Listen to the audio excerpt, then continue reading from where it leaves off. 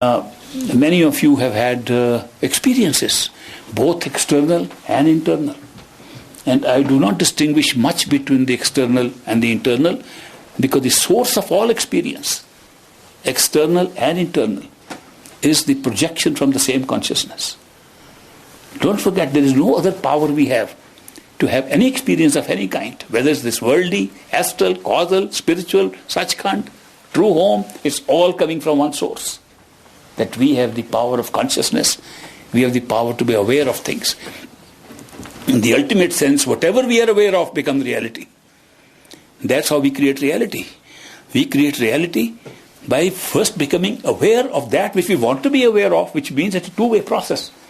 That the consciousness projects something which it wants to experience.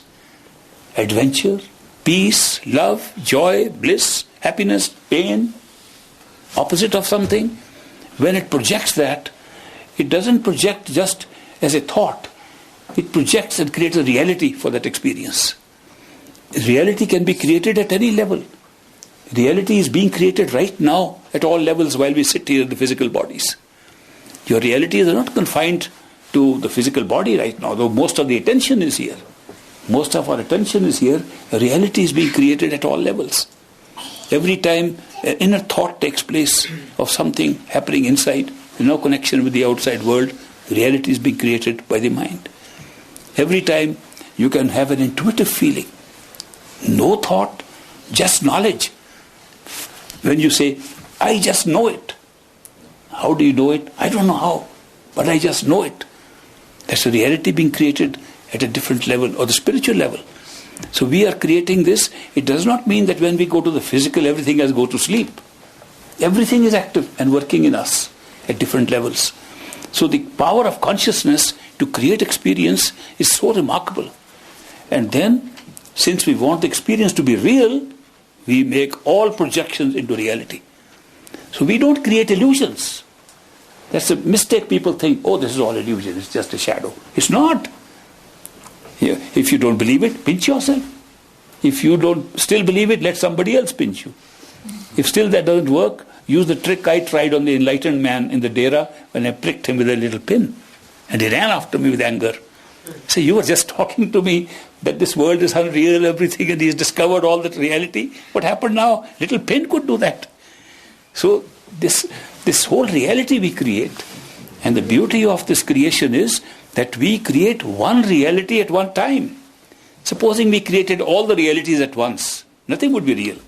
Supposing we could go to sleep and have a dream and also be awake at the same time, we won't know what is dream and what is awake. It's only that at one time we have one level of consciousness. We created it like that. That's the best way to make that level real. So we make reality all the time. And therefore, when we are wanting to use our consciousness to project something bypassing the mind, then nothing bypasses better than the experience and memory of something that touches you with love. Because love does not come from the mind, nor from the senses, nor from the body. It comes straight from your spirit. It comes straight from your soul. It's a direct offshoot. It's a direct function of consciousness per se, without needing anything else. That's why it's the most wonderful thing. That's why love is the secret. They have those badges. Mary Hoyer gives us those badges which says, this is not that cane, but I have a cane also which says the same thing. Love is the answer, no matter what the question. Which is a very, omnibus answer. That ultimately, if you really want to experience the best of consciousness, it's experience of love. There's nothing else. You can't have anything better than that. The desire of the human consciousness, per se, without any encumbrance of its own, to have the experience of love. Not only love in an abstract sense, love in the sense of being loved by somebody and to love somebody. It's a two-way relationship. You have to create two just to have that kind of experience of love. The very basis of creation, that you had to have more than one just for that experience.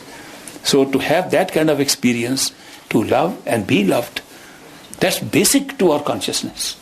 It is not created by any particular kind of reading of books or of study of any subject or having enlightenment or any kind of meditation. It's natural. Whether you meditate or don't meditate, that will always be there. So therefore, why not use it?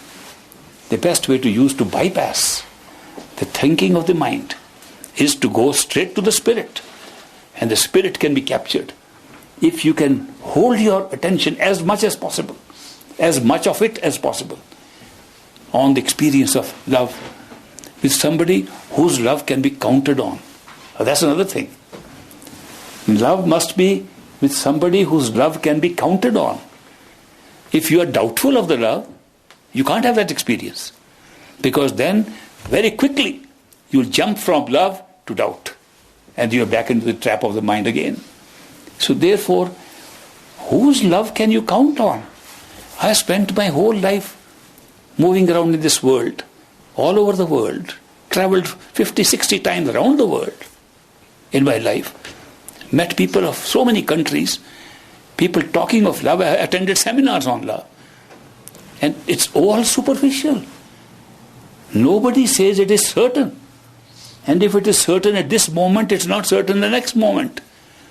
But the one love that I can tell you, which has stood the test of time and certainty, was love of a perfect living master. Unconditional, unchanging. Now when a few events, few physical events and some internal events add up, those memories of those events are very good to hold your mind there, and you can bypass this diversion that the mind just demonstrated to you it can take in spite of your efforts to be in the center. But with that, you will find it's easier to be in the center.